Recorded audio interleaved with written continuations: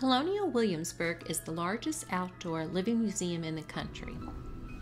It is part of the historic triangle along with Jamestown and Yorktown.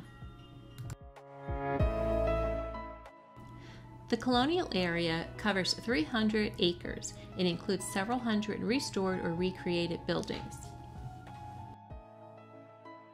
As you walk down the streets, you can talk with colonial costume historians and watch tradespeople perform demonstrations of their crafts.